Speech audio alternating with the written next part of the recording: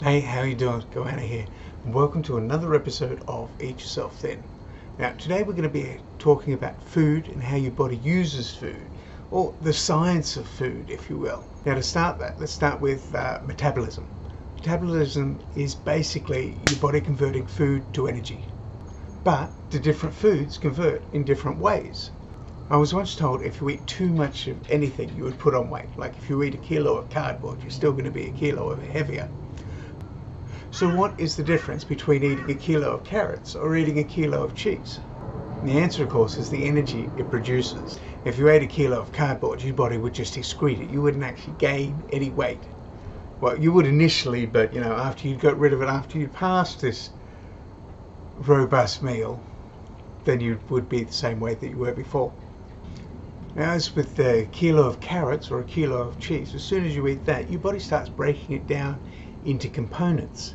In the case of the carrots, it's basically fiber, which we can't digest, and vitamins and water. So there's not actually a lot of energy there for our body to store.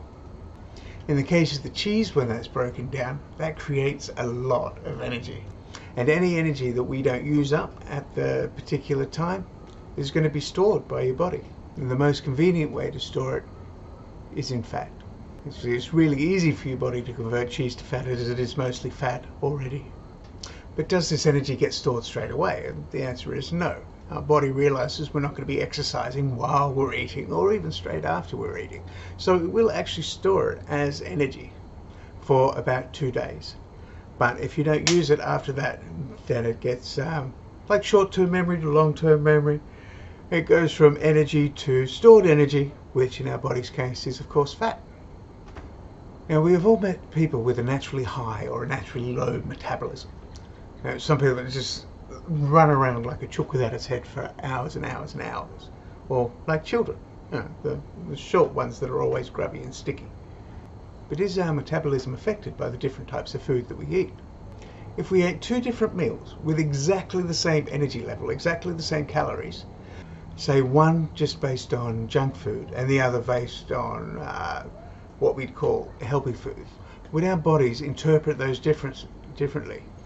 Would it affect how much energy we got from the different types of food, even though they've got exactly the same amount of energy in the food? And the answer is yes. We all know to stay away from fast foods, processed foods that have been modified and altered to make them more appealing. They've got colours added, they've got sugar added, they've got preservative added. And if they take out the natural sugars and the sweeteners, advertise it as 0 sugar, then they put in a lot of artificial sugars, which are even worse for you. But why do they slow us down so much? Why do you feel so lethargic after a big meal? Well, it's because they're so easy to digest. The high sugar and fat content in them is really, really easy for our bodies to use. So easy, in fact, our stomach gets rid of them really quickly, and then we feel hungry again much sooner. Realizing this, our body actually lets us eat more of them at the time, so we overeat. So this high energy food, which could have otherwise been processed, has become 3 or 4 times the size of a normal meal in order to get that full feeling. And our body just burns it, like throwing kindling on a bonfire. You throw on kindling and you get a huge fire, it rises straight up. But it's gone really quickly. You get that high energy spike and then it's gone, and then there's nothing, and the fire just goes to a crawl. Our bodies are like that fire. Whereas if you take the diet we've been having with all the high fibrous, high water veggies, with a high protein meal, like with a high protein side like the salmon, our body takes a long time to digest it. In fact, the fiber it can't digest at all, and that'll stay in your stomach until it's actually passed. This gives us the full feeling for longer and doesn't allow us to overeat. Now, the other side of the high calorie food is it sends a huge sugar spike in our blood. And our body goes, whoa, no, can't have that. Look, this crazy amount of sugar in the blood. So it releases a lot of insulin to counteract that. So not only are you feeling hungry again more quickly, but your body's also nullifying the energy that you get from it. So you're eating even more and more.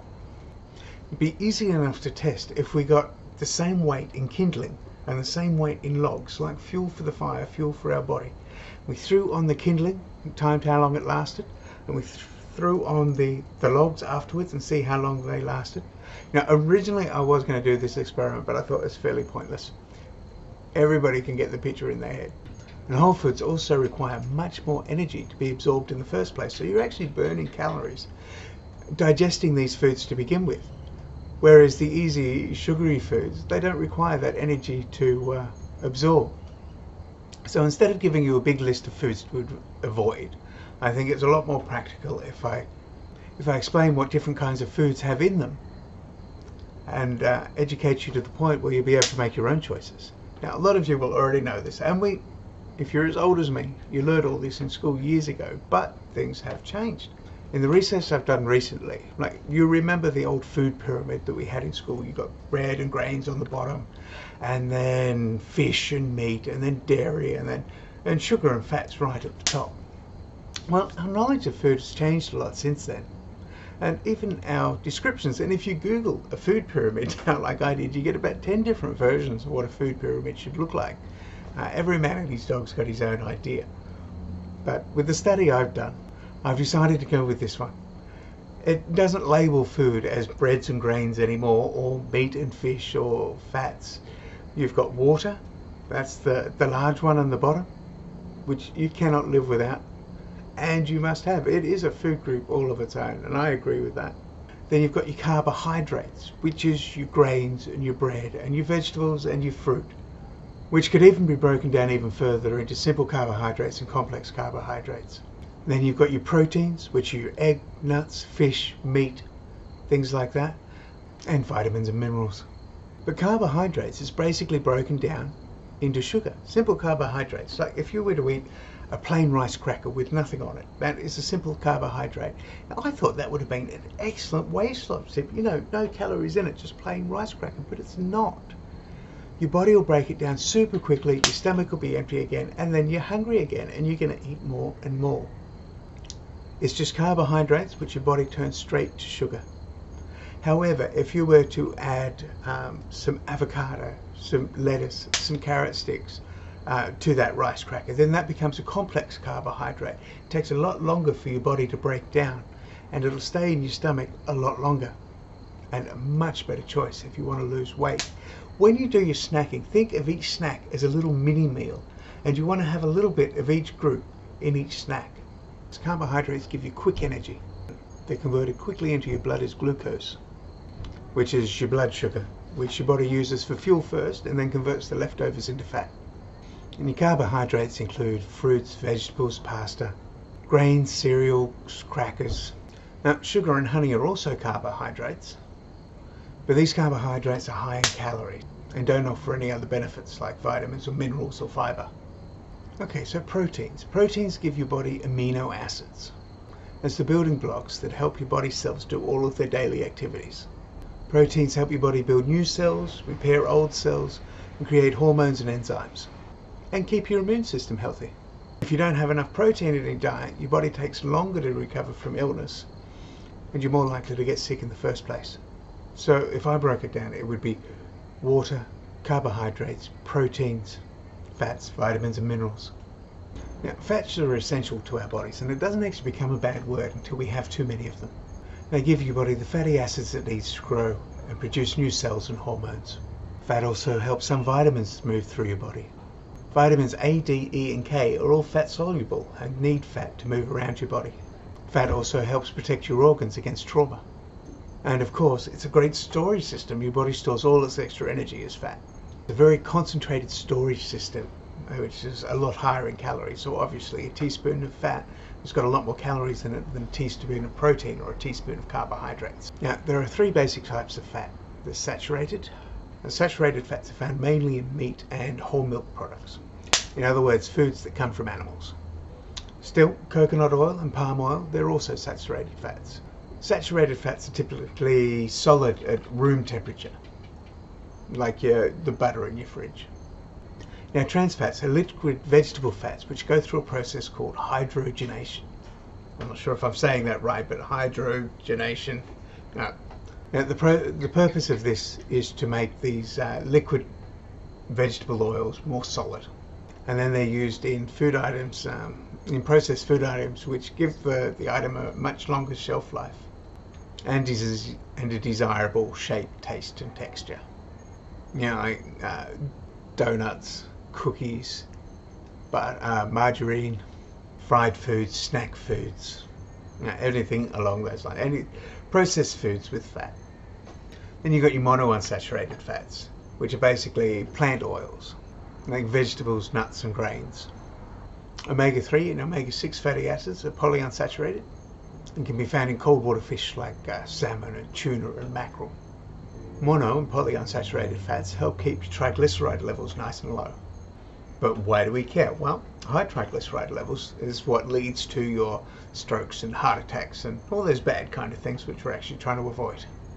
Now, although there's a lot of controversy over food and people having different opinions, the one thing that everybody agrees on from all our research is that trans fats are bad and they will kill you. They are the ones that are going to give you heart disease and cancer and, you know, everything. Like King Kong on a bad day smashing buildings bad, but our bodies are resilient, and if you can cut them out, our bodies will repair themselves. It's not end game.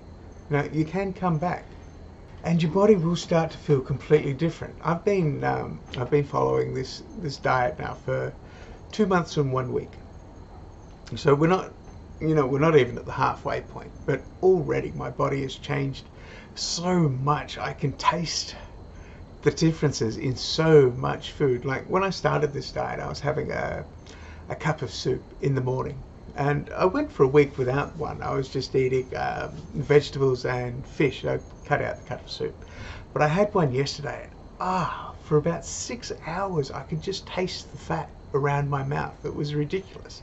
Now, there's actually quite a low amount of fat in these cups of soup, but you could really taste it, because it is just the cups of soup I've been having are just processed packet cups of soup. So I might have to give those a miss now.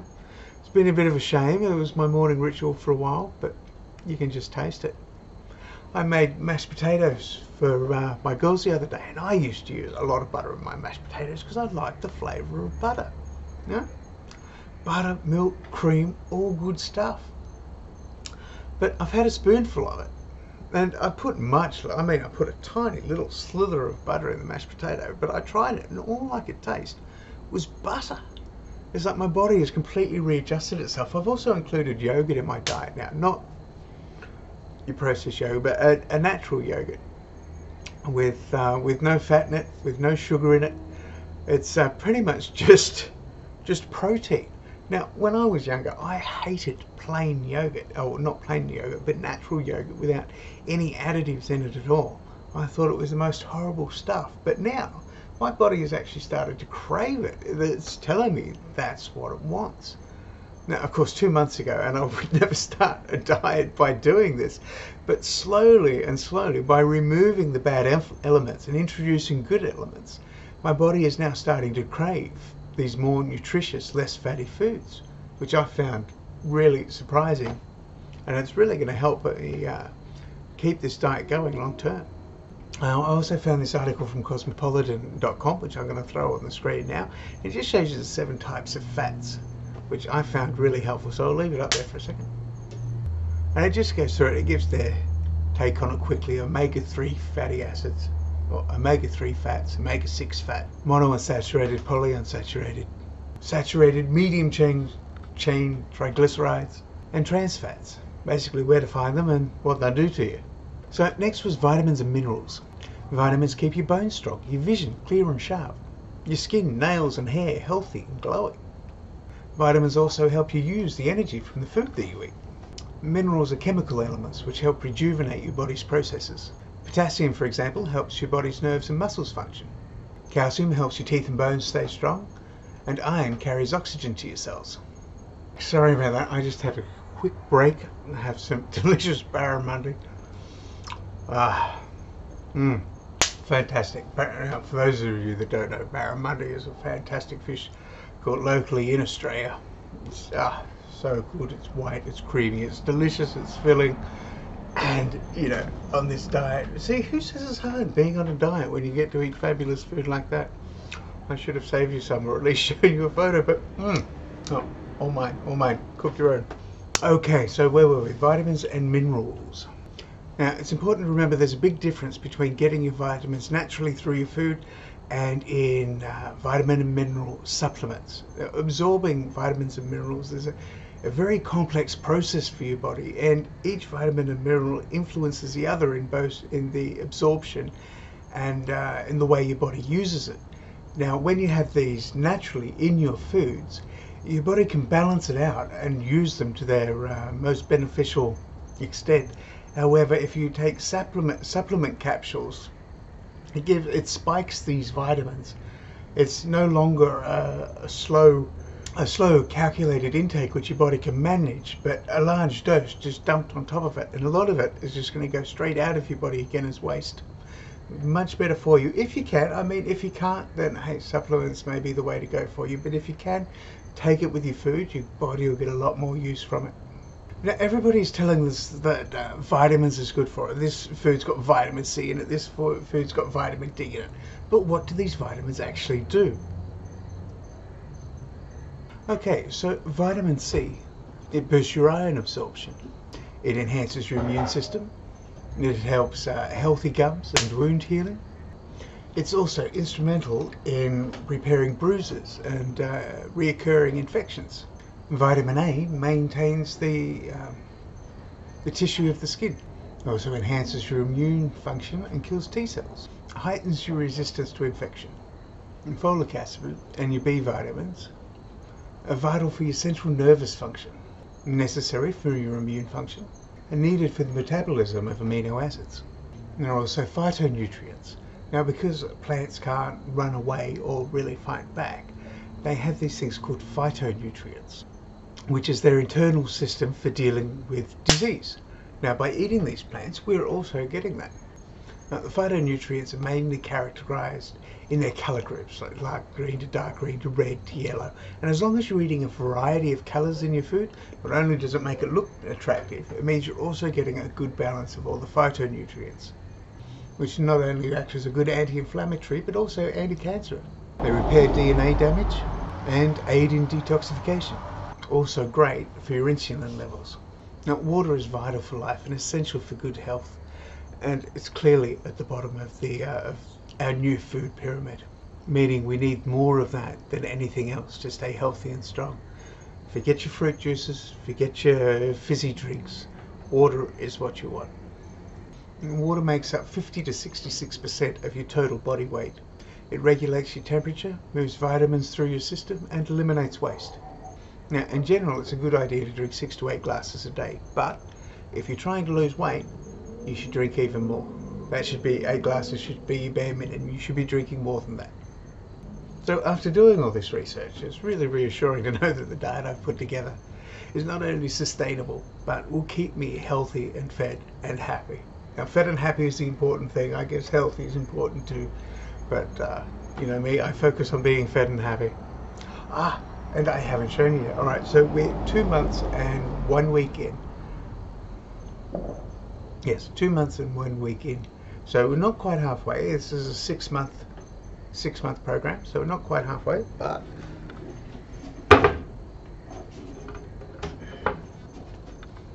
what do you think? Huh? It's a big difference from the last photo, from the last time I stood in front of you.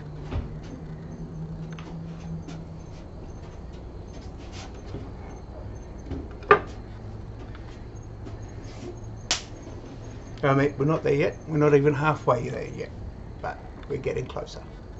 And it's always nice when you can see some results yourself. Now, for every yin there is a yang, so if some foods slow us down, there must be others that speed us up. Now, eating plenty of protein in each meal can increase your metabolism, give you more energy for longer. And water can also speed up your metabolism. It doesn't get clogged down, it's just pure and clear and so good for you. Drink plenty of water, it will speed up your metabolism. Of course, water is far better for you than sugary drinks. It's what our body's mostly made of, so why change it? Now, there's actually speculation that drinking cold water may be the way to go if you're trying to lose weight, simply because your body needs to burn calories to heat the water up to body temperature before it can use it. I don't actually agree with that. I think it's better to drink water that's room temperature because your body can use it straight away. But I thought I'd share both schools of thought with you. And exercise can be its own reward with metabolism. The more you do, the more energy you have. Green tea and spicy foods may also give you a boost. And of course, don't forget the most important one. Get a good night's sleep. Sleeping is our body's reset, converting all that stored fat for energy the next day. If you don't sleep, then it can't do that. You've got to eat instead. So instead of using up all this stored fat, you're relying on food to do it, and you're not losing the weight. You need your sleep. So sleep, eat healthy, be fed and happy. Of course, exercise, which I am going to cover in the next video. Now, I probably should have done the exercise video first, but that's the way it is. We will do that next. Retake control of your life. Be fed, happy, and eat yourself thin. And thank you very much for sitting through another one of my awful videos. But I do appreciate it. And if you did like it, share and subscribe. And if you think somebody else may be able to benefit from it, then be a mate and pass it along to them. But anyway, that's all from me. You guys have a great night. I'm going to go get a swim. I'm going to go have a swim, a bit of exercise. And I will catch you next time for our exercise video.